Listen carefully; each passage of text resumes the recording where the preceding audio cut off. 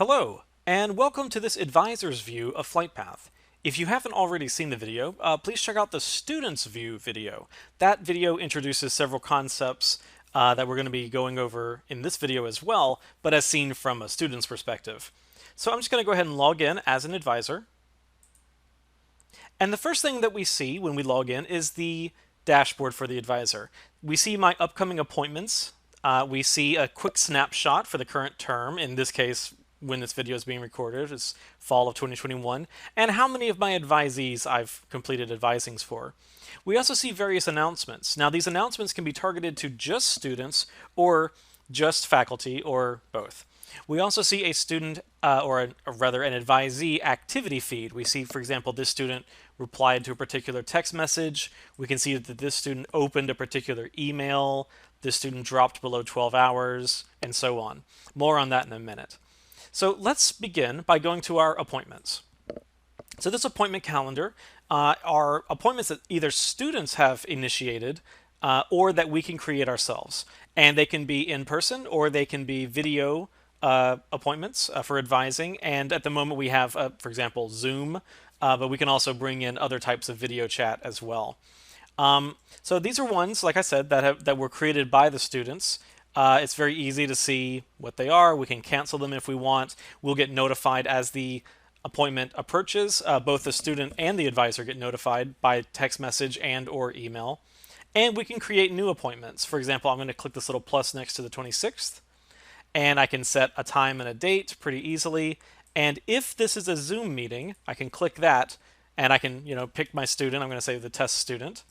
And it will automatically generate a Zoom invite. And what that looks like is like this. We see this little Zoom meeting invite right here. And what it emails to us, to Outlook or Gmail or whatever you're using, is an actual calendar invite that will show up in your work calendar.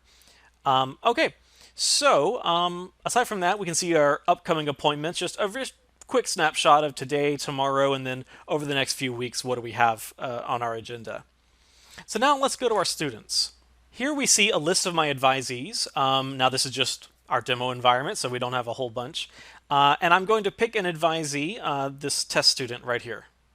Now the first tab that I see, and this is completely configurable, is the student's profile. We see their basic information here at the top. For example, percentage of D's and F's. We can see that really quickly. We also have this concept called academic priority. And this is where FlightPath actually uses a little bit of AI, predictive analytics, and we can find out how at risk the student is. And we do that by running these calculations. We simply ask questions like, does the student work on campus? Does the student have federal financial aid? Is the student's GPA above a 2.5? And, does the student have more than 2 D's or F's? And we can see which courses they're talking about. We get a score, and then we simply take an average to figure out, are they normal, medium, or high priority?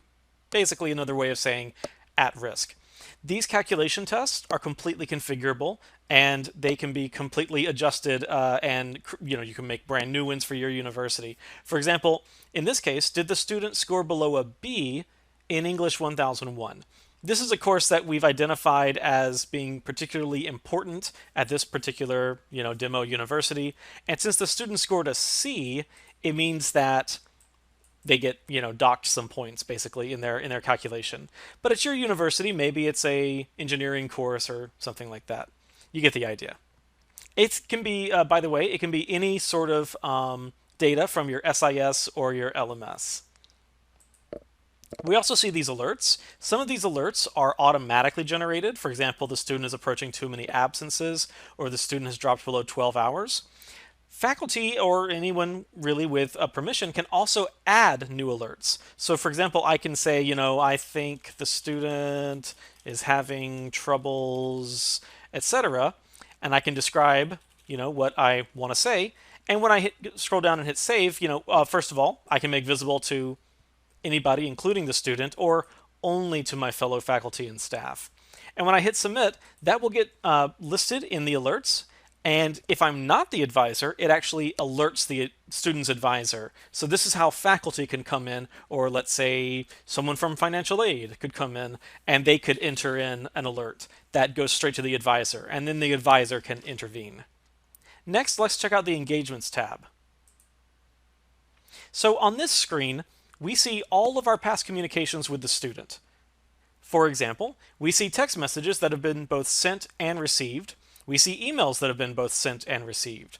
We can also log generic engagements like a phone call. This one says, I left a voicemail for the student after trying to call for several times. We can do this very easily here at the top. Click here to simply send a new email. Click here to send a new text message.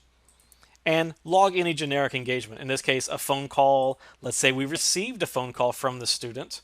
And, the student told me they were, etc., etc. And we can attach files.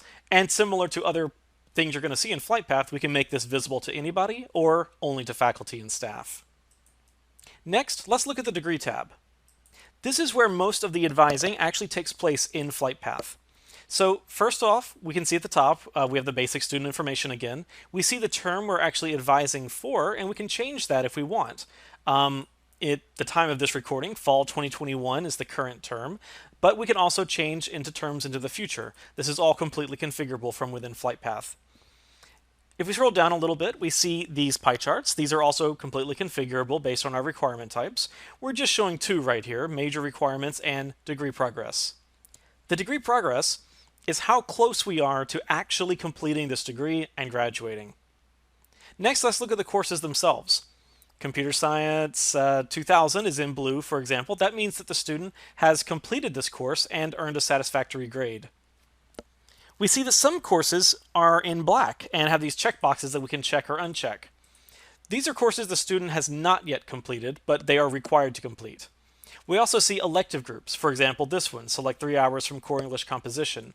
And when we click it, we see which courses are available.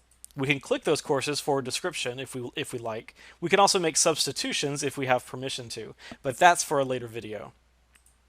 We also see these courses in green. That means that the student is currently enrolled in the course or registered for the course.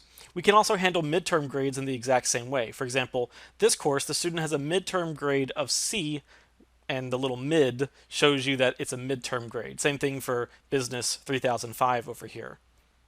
We also can have prerequisites. For example, that's why there's a lock on this course, and we can see that the row is actually grayed out, Computer Science 3030.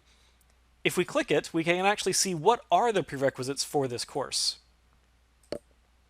We can see the students' standardized test scores as well, in this case ACT, but you might want to show SAT scores, Praxis, CLEP, whatever standardized test your school recognizes and accepts. Here are the excess credits for the student. These are credits that do not fit into the degree plan, and they're just sort of hanging out here waiting to be used. We can manually insert them using the substitution feature, which, as I mentioned, we'll cover in another video. We can also see transfer credits and if those transfer credits are equivalent to anything. So in this case, CIS 371. If I click it, I can see that this course was originally taken at Grambling State University in spring of 2016. And its equivalent course to our university is Computer Science 3010. If we scroll up here to the top and look right here, we see that it's automatically filling into the degree plan. That's because FlightPath has already seen that this is an established equivalency, so no human had to actually come in and force that substitution to take place. By the way, if we like, right now we're displaying this in what we call the year view. So we're seeing freshman year, sophomore year, junior year, senior year. This is meant to look like a catalog page.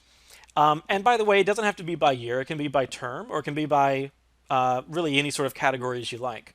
If we display by type, this is the same information, but now it's separated out by general requirements, electives, major requirements, additional, or any categories you want to come up with. It's your imagination, and it's something that is completely configurable within FlightPath.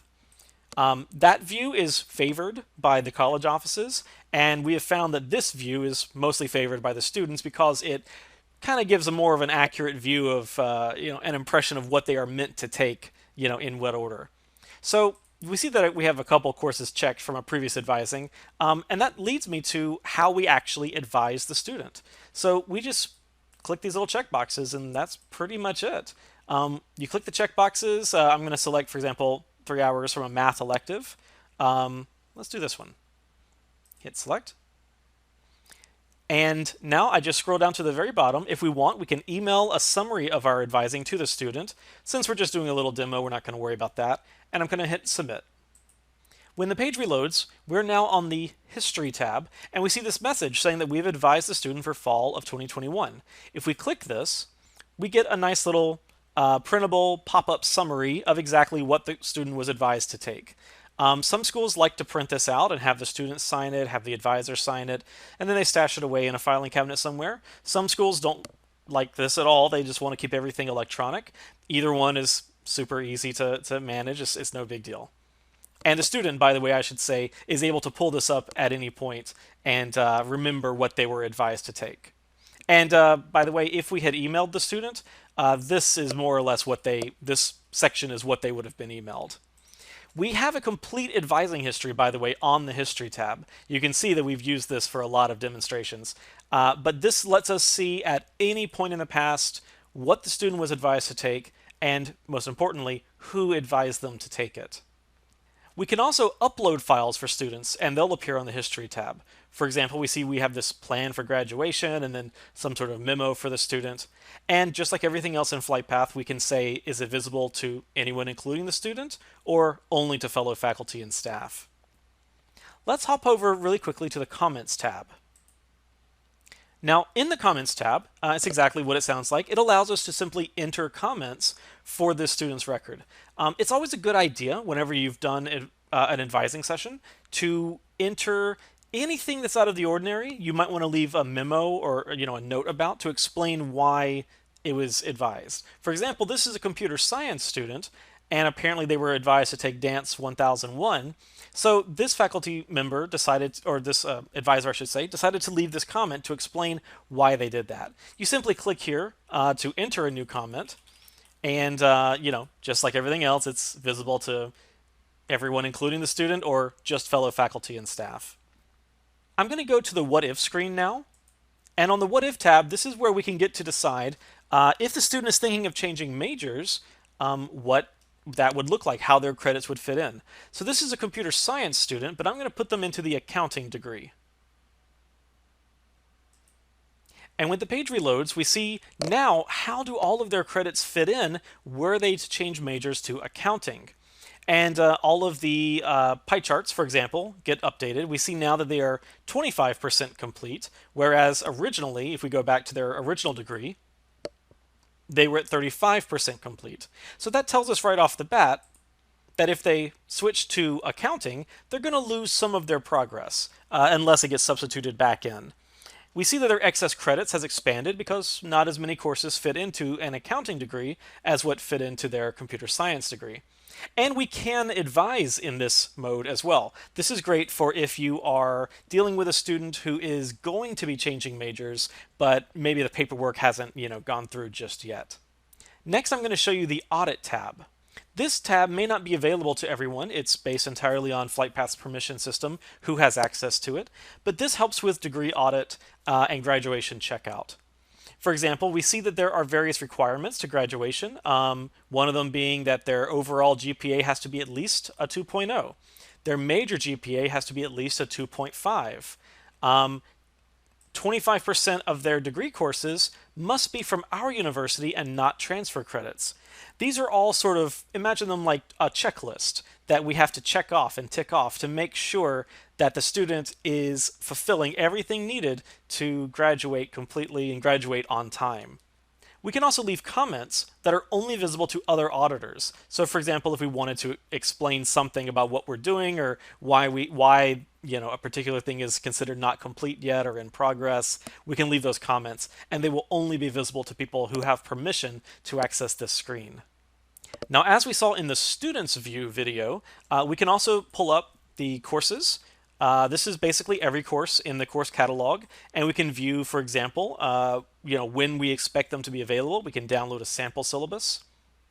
There's something very similar we can do for degrees. We simply call it the Blink Degree Search. In this case, I'm going to say, how about biology? And what we're seeing when this loads is a biology degree plan, catalog year 2020 to 21.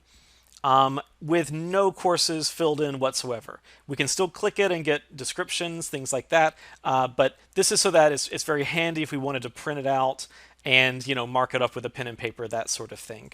And that is about it for this quick advisor's view of FlightPath.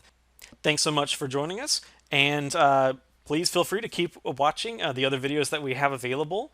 And if you have any questions, please feel free to contact us. Thanks, and have a great day.